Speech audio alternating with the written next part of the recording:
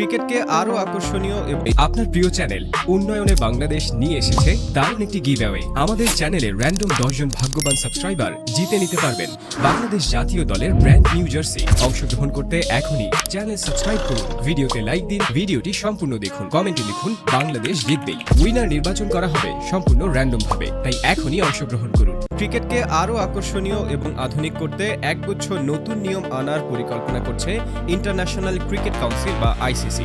বিশেষ করে ক্রিকেটের সংক্ষিপ্ততম সংস্করণ টি-20তে ম্যাচের গতি বাড়াতে বড় ধরনের পরিবর্তন আসতে চলেছে। এর মূল লক্ষ্য হচ্ছে খেলাকে আরও গতিশীল এবং দর্শকপ্রিয় করা।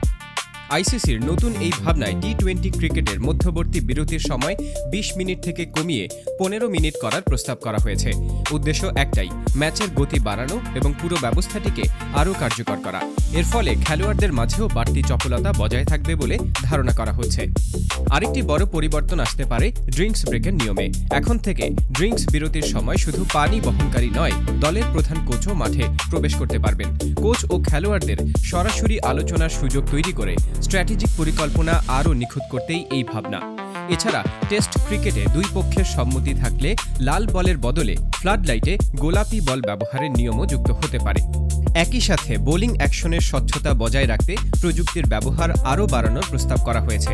সন্দেহজনক বা অবৈধ বোলিং অ্যাকশন নিখুঁতভাবে ধরতে এবং মাঠের যে কোনো কনফিউশন দূর করতে এই আধুনিক প্রযুক্তি বড় ভূমিকা রাখবে। ক্রিকেটের এই নতুন রূপ বিশ্বমঞ্চে কতটা সাড়া ফেলে এখন সেটাই দেখার বিষয়।